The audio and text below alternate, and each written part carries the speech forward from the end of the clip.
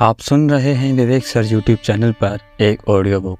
इस audio book में हम कक्षा 12वीं के पाठ जहां कोई वापसी नहीं को बताने वाले हैं। तो ये कहानी है सिंगरौली की सन 1983 की। इस पाठ को समझने के बाद हम आपको अभी जो सरकारी योजनाएं चल रही हैं उनके होने वाले प्रभाव को भी समझाएंगे।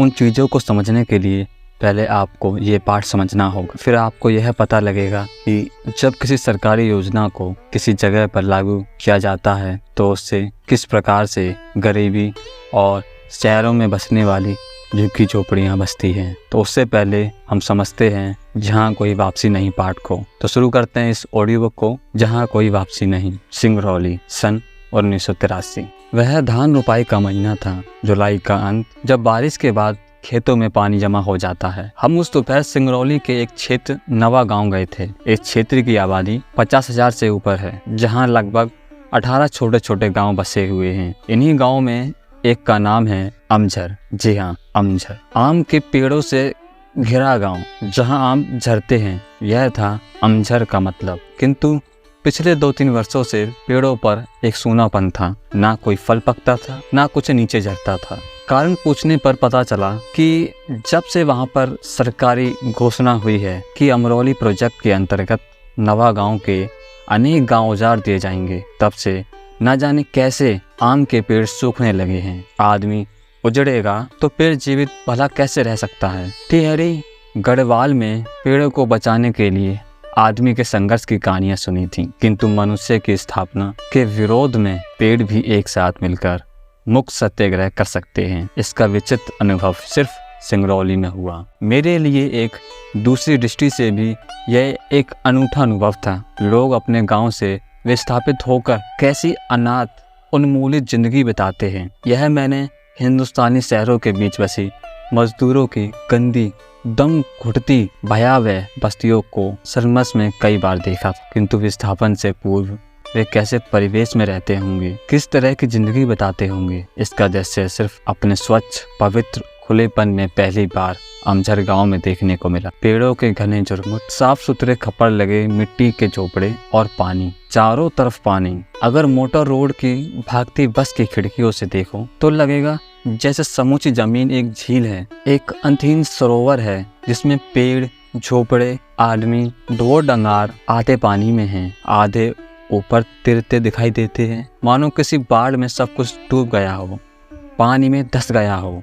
किंतु यह भ्रम है, यह बाढ़ नहीं है, पानी में डूबे धान के खेत हैं। अगर हम थोड़ी सी हिम्मत बटोर कर गांव के भीतर चलें, तब वे औरतें दिखाई देंगी जो एक पांत में झुकी हुई धान के पौधों को छप छप पानी में रोप रही हैं। सुंदर सुडोल धूप में चमचमाती काली टांगे और सिरों पर चटाई के किश्तीनुमा हैट, जो फोटो या फिल्मों में देखे हुए वियतनामी या चीनी औरतों की याद दिलाते हैं। जरा सी आहट पाते ही वे एक साथ सिर उठाकर चौंकी हुई निगाहों से हमें देखती हैं, बिल्कुल उन युवा हिरनियों की तरह जिन्हें मैंने एक बार कान्हा के वन्य स्थल में देखा।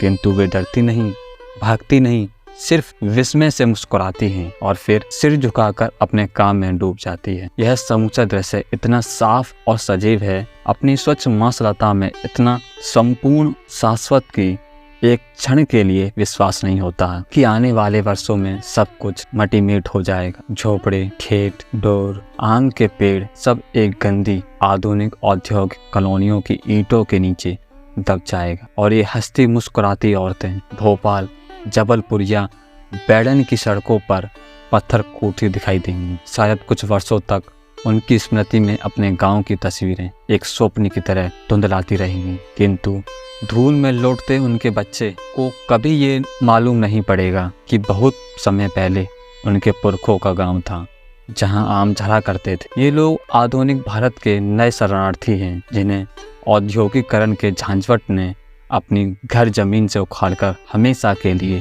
निर्वासित कर दिया है। प्रकृति और इतिहास के बीच यह गहरा अंतर है। बाढ़ या भूकंप के कारण लोग अपना घर बार छोड़कर कुछ अरसे के लिए जरूर बाहर चले जाते हैं, किंतु आफत टलते ही वे दोबारा अपने जाने पहचाने परिवेश में लौट भी आते हैं। किंतु विकास और प्रगति के नाम पर जब इतिहास लोगों को उन्मूलित करता है, तो वे फिर कभी भी अपने घर वापस नहीं लौट सकते। आधुनिक औद्योगिकरण की आंधी में सिर्फ मनुष्य ही नहीं उखड़ता, बल्कि उसका परिवेश, आवास स्थल भी हमेशा के लिए नष्ट हो जाते हैं। एक भरे पूरे ग्रामीण आंचल को कितनी ना समझी और निर्ममता से उजाड़ा जा सकता है। सिंगरौली इसका ज्वलंत उदाहरण है। अगर यह झलकता उजड़ा रेगिस्तान होता तो शायद इतना क्षोभ नहीं होता, किंतु सिंगरौली की भूमि इतनी उर्वर और जंगल इतने समृद्ध हैं। उनके सहारे शताब्दियों से हजारों वनस्पति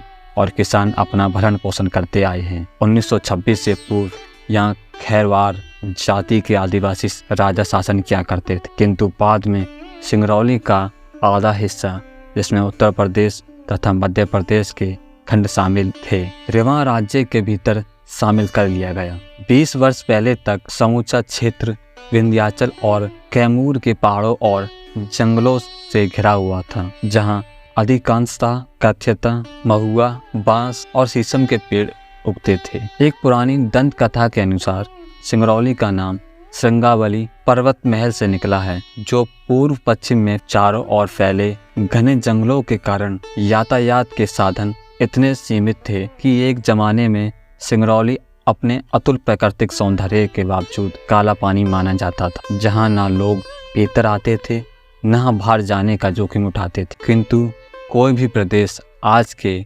लोलुप युग में अपने अलगाव में सुरक्षित नहीं रह सकता। कभी कभी किसी इलाके की संपदा ही उसका अभिशाप बन जाती है। दिल्ली के सत्ताधारियों और उद्योगपतियों की आंखों से सिंगरौली की अपार खनिज संपदा छिपी नहीं रही। विस्थापन की एक लहर रिहंद बांध बनाने से आई थी, जिसके कारण हजारों गांव उजाड़ दिए गए। इन्हीं नई योजनाओं के अंतर्गत सेंट्रल कोल फील्ड और national super thermal power corporation का निर्माण हुआ। चारों तरफ पक्की सड़कें और पुल बनाए गए। सिंगरौली, जो अब तक अपने सौंदर्य के कारण बैकुंठ और अपने अकेलेपन के कारण काला पानी माना जाता था, अब प्रगति के मानचित्र पर राष्ट्रीय गौरव के साथ प्रतिष्ठित हुआ। कोयले की खदानों और उन पर आधारित ताप विद्युत ग्रहों की एक पूरी श्रृंखला ने पूरे प्रदेश को अपने में घेर लिया। जहां बाहर का आदमी फटकता ना था, वहां केंद्रीय और राज्य सरकारों के अफसरों, इंजीनियरों और विशेषज्ञों की कतार लग गई।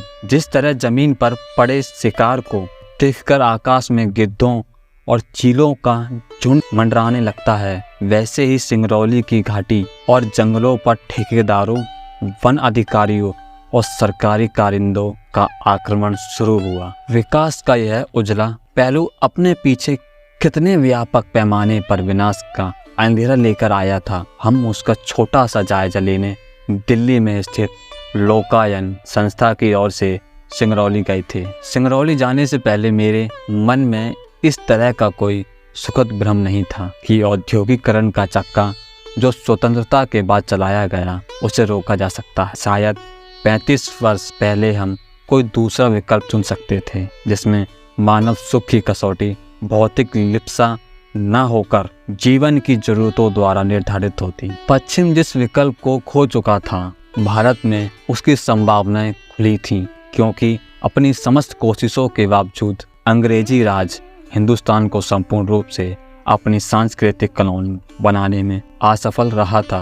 भारत की सांस्कृतिक विरासत यूरोप की तरह म्यूजियम्स और संग्रहालयों में जमा नहीं थी। वह उन रिश्तों से जीवित थी जो आदमी को उसकी धरती, उसके जंगलों, नदियों, एक शब्द में कहें उसके समूचे परिवेश के साथ जोड़ते थे। अतीत का समूचा मिथक संसार पोथियों में नहीं, इन रिश्तों की अदृश्य लिपि में मौजूद रहता है। यूरोप में पर्यावरण का प्रश्न मनुष्य और भूगोल के बीच संतुलन बनाए रखने का है, लेकिन भारत में यही प्रश्न मनुष्य और उसकी संस्कृति के बीच पारंपरिक संबंध बनाए रखने का हो जाता है। स्वतंत्रोत्तर भारत की सबसे बड़ी ट्रेजेडी यह नहीं है कि शासक वर्ग ने औद्योगिकरण का मार्ग चुना। ट्रेजेडी यह रही है कि पश्चिम की देखा देखी और नकल में योजनाएं बनाते समय प्रकृति, मनुष्य और संस्कृति के बीच का नाजुक संतुलन किस तरह नष्ट होने से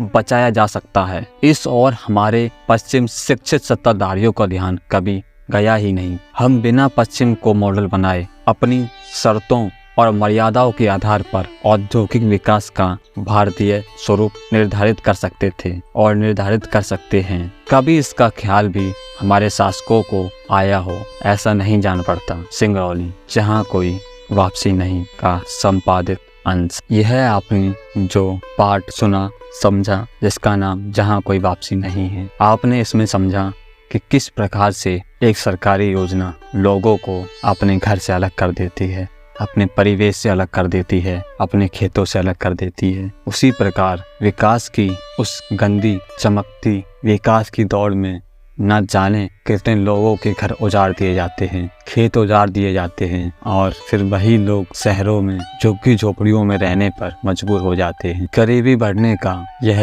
एक मुख्य कारण है जिस पर कोई भी ध्यान नहीं देता है। इसी प्रकार उत्तर प्रदेश में आज बहुत सारी सरकारी योजनाएं लाई जा रही हैं जिसके तहत न जाने कितने खेत कितने गांव उजाड़ दिए जाएंगे। उसी प्रकार सभी गांव शायद उजड़ जाएं। ये हरे भरे खेत, पेड़, बाग, नहरें, नदियां सब कुछ उजाड़ दिया जाए। जो विकास लोगों को अपने घर से दूर कर दे, जो विकास लोगों को उसकी संस्कृति से दूर कर दे, जो विकास उसके परिवेश से दूर कर दे, वो विकास किस काम का? मेरे मायनों में विकास उद्योगपतियों के लिए होता है, लोगों के लिए नहीं।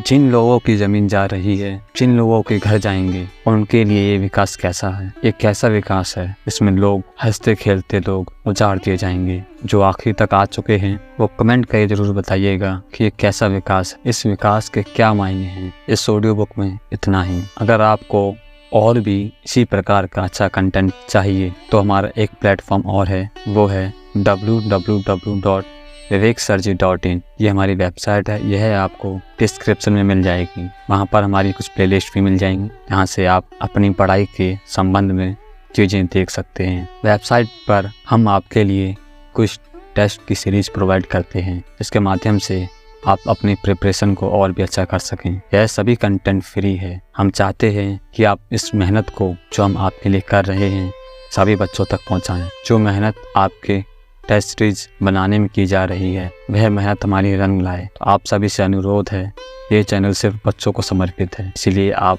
ज़्यादा से ज़्यादा वीडियो को शेयर करें ताकि जो क्विज टेस्ट हम प्रोवाइड कराने की कोशिश कर रहे हैं और जो कंटेंट आपको प्रोवाइड कराने की कोशिश कर रहे हैं उससे आपका पढ़ाई में बहुत ही फ़ायदा हो। अगर आपकी कोई राय है तो आप हमारी वेबसाइट पर कॉन्टैक्ट अस पर लिखकर हमें सेंड कर सकते हैं या फिर आप कमेंट भी कर सकते हैं। आपके सभी कमेंट हमारे द्वारा देखे जाते हैं। सिर्फ इतना ही। धन्यवाद।